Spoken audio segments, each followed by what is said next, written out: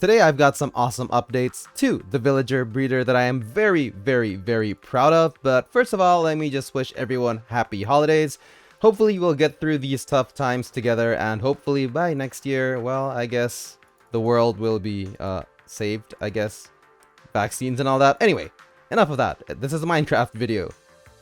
So behind me is the latest version of my villager breeder, and to be honest, I was really happy with it already. It's bug-free. It's also very productive. Everything is automated. The top level behind me is the crop farm, which feeds the villagers to my left side, right to the left side of my head right there. And that station over there sends villagers to the bottom layer, where you can turn your villagers into zombie villagers, and then in turn cure them again. And well, mostly everything is super automated and super smooth.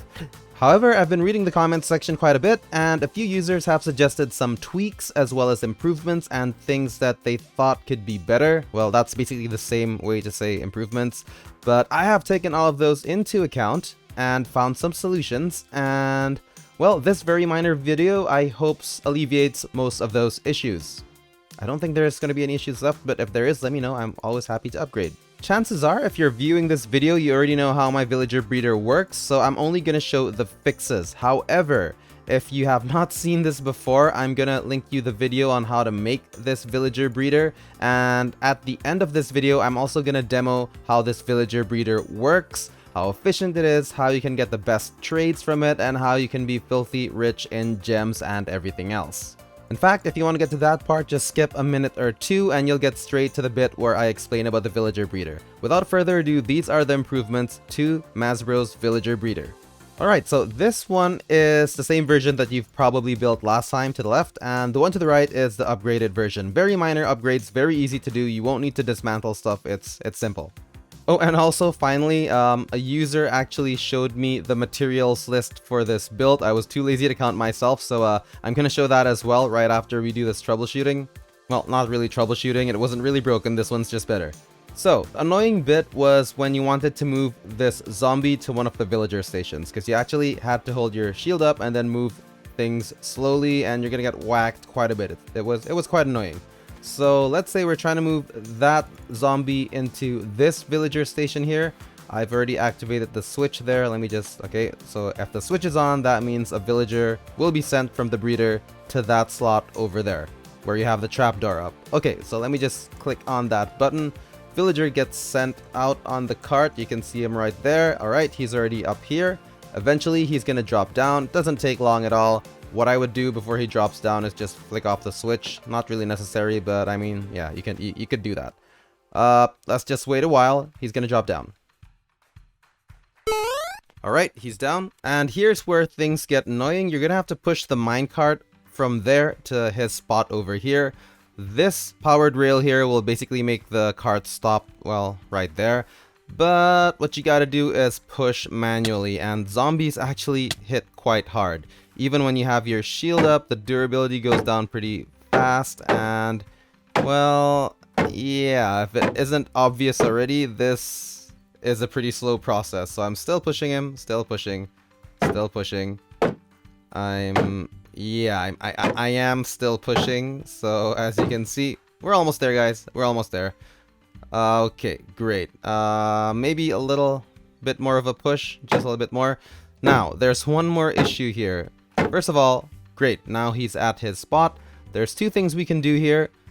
To get the zombie to hit the villager, we need to get out of his line of sight. There's two ways we can do this. The first method is simply by running away around, I guess, 16-20 blocks or so, and then he'll start turning around to hit that villager. Let's see.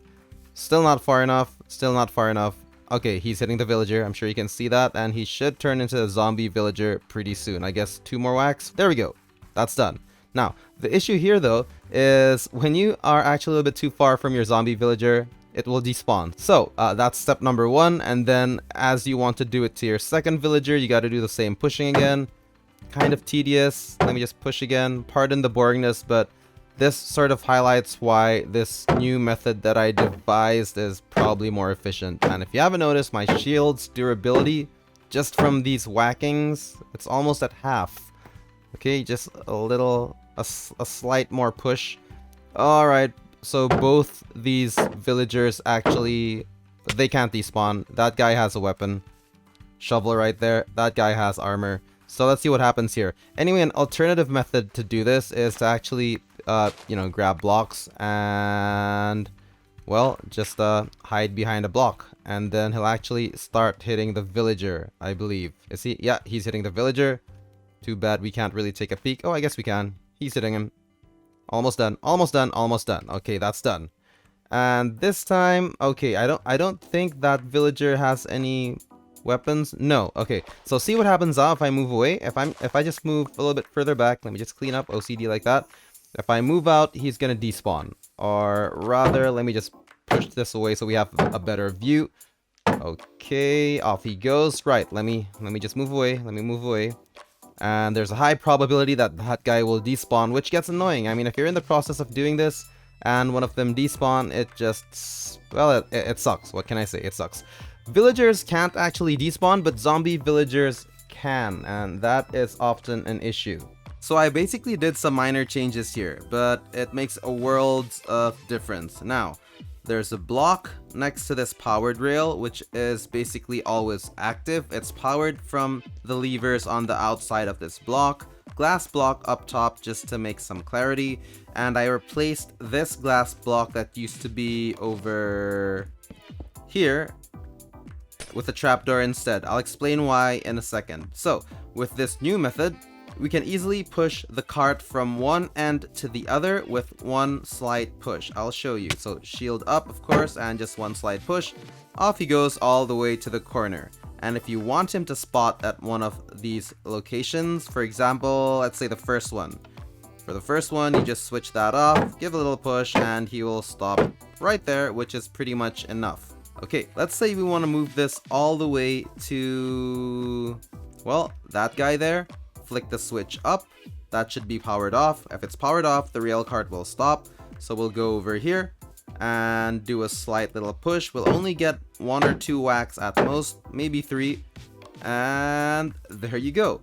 So yeah, that's basically a request from one of my viewers. He said, MazBro, is there a way to get the zombie cart moving a little bit more automated? And I guess this is the solution. I'll show you how to do the changes, by the way, but the other useful thing, by the way, is you no longer need to move too far away from the zombie in order for it to hit the villager. Let me give you one more example. So let's say we're gonna move that zombie to this side over here, flick the switch. That's already off. Great. We'll want to turn this one on again. Shield up, because I mean they still hurt, and just do a little push off to that side. And alright, he slides over to the next villager spot. Now watch how the zombie is still fixated to me, so he won't, well, okay, he's already attacking the villager, which is very good.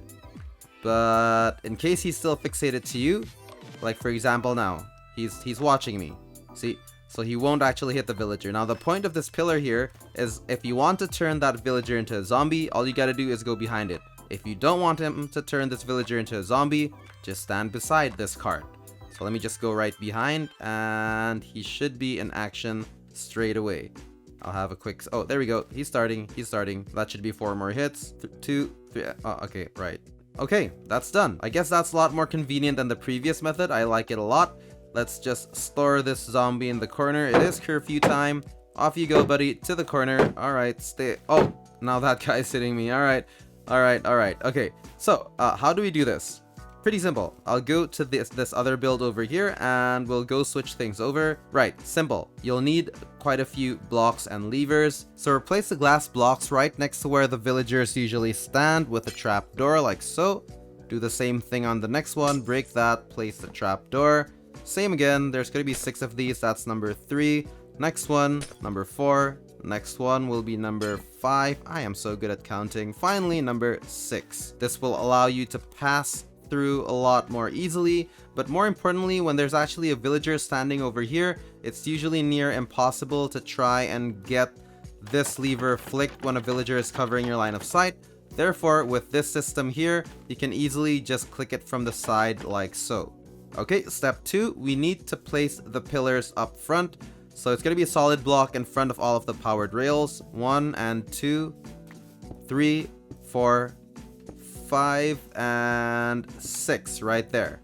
Now the glass block up top is not necessary, but I think it looks good. Finally, grab your levers and place it down here. May as well just activate it straight away. 1, 2, 3, 4, and 5, and 6. I would also add a powered rail over here, and for aesthetics purposes, just so everything looks similar, I would just do the same layout. And there you have it.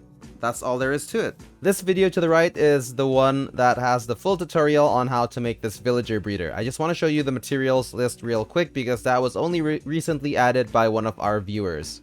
And there you have it. It was provided by the Holy Noob I or 1, and he's hoping this is as accurate as possible. 11 minecarts, you might need more, 35 beds, 315 glass, wow I didn't realize we needed that many, 1 dropper, 7 dispenser, 7 buttons, 86 powered rails, 6 activator rails, 1 redstone comparator, 3 pieces of redstone, 1 zombie, 518 solid blocks of any kind, 94 slabs, you might want to reduce that by just a little bit, 28 rails, 7 hoppers, 84 farmland from Dirts and Hose, 84 carrots, the more the merrier to be honest, a block of sand, 7 stairs, 3 water buckets, actually you just need the water, no buckets, 3 cacti, 30 levers, 28 trapdoors, 6 pistons, you actually need 34 levers, sorry, 6 plus 6, you'll need 12 pistons, 1 composter, and then 1 hopper minecart. Thanks for the list, by the way, buddy. Was too lazy to count that myself. Okay, I guess that's it for this super short video. Don't forget to check the full tutorial. I'm gonna link it at the end of this video, as well as on the video description and the pinned comment section below. Fully automatic, generates up to 24 villagers in the holding cell to my left. You can move them out anytime you want to make it a truly infinite villager breeder. Down below, a trading hall which allows you to get any enchant for basically 1 emerald, as well as getting any other trades that you may need. Once again, thanks to everyone for supporting the channel so far. Happy holidays, and I'll see you guys in 2021.